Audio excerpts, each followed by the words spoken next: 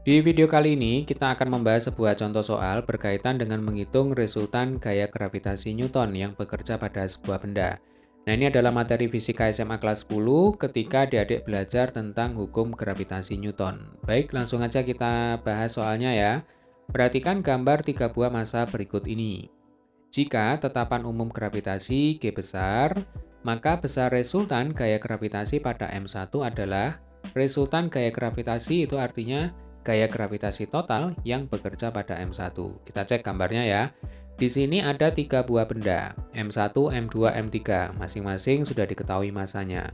Kemudian jaraknya sudah diketahui juga. Yang ditanyakan adalah gaya total yang bekerja pada M1. Ya, berarti acuannya di sini adalah M1. Nah, kita tahu kalau ada dua buah benda terpisah pada jarak tertentu, maka pada benda tersebut akan bekerja gaya tarik, ya, atau biasanya disebut sebagai gaya gravitasi. Jadi tidak ada gaya tolak, yang ada selalu gaya tarik. Nah, sekarang bagaimana kalau ada tiga buah benda seperti ini? Ya, berarti M1 dan M2 akan tarik-menarik. Demikian juga M1 dan M3 itu juga akan mengalami tarik-menarik. Jadi, pada M1 akan bekerja gaya F2. Jadi F2 itu adalah gaya tarik M2 terhadap M1. Selain bekerja F2, pada M1 juga bekerja gaya F3. Ya, F3 itu adalah gaya tarik yang bekerja pada M1 oleh M3. Tentu adik-adik masih ingat ya, rumus untuk menghitung gaya gravitasi Newton.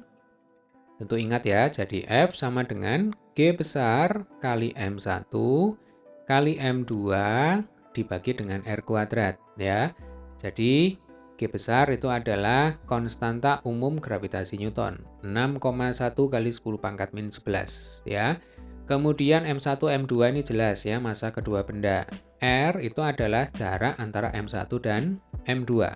Kemudian yang namanya gaya itu kan besaran vektor, berarti selain punya besar, gaya juga punya arah. Nah, ini sebagai contoh F2 dan F3, ini kebetulan arahnya sama-sama ke kanan ya. Berarti nanti kalau ditanyakan gaya total yang bekerja pada M1, berarti sebut saja F1 begitu ya, sama dengan F2 ditambah F3.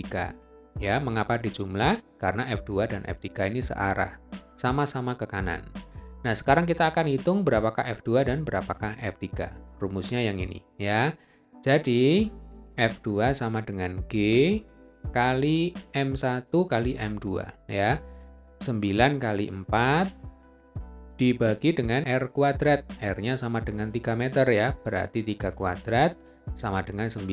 Kalau dicoret, maka kita dapatkan F2 sama dengan 4G Newton. Ini adalah F2. Caranya sama untuk F3, berarti G kali M1, 9 kg, kali M3, 8 kg, dibagi 6 kuadrat ya. Jadi jarak antara M1 dan M3 berarti 3 meter ditambah 3 meter. 6 meter dikuadratkan, sama dengan 36.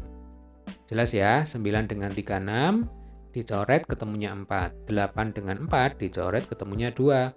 Maka F3 sama dengan 2G Newton. Nah, tinggal kita masukkan ke persamaan sebelumnya. F2 sama dengan 4G, lalu F3 sama dengan 2G, maka F1 sama dengan 6G Newton. Jadi jika ditanya berapakah resultan gaya gravitasi pada M1, jawabannya adalah 6G Newton. Ya, di sini dalam G. Baik, demikian tadi adalah pembahasan soal kita kali ini berkaitan dengan hukum gravitasi Newton, yaitu menghitung resultan gaya gravitasi yang bekerja pada sebuah benda. Sampai ketemu di video pembahasan soal selanjutnya.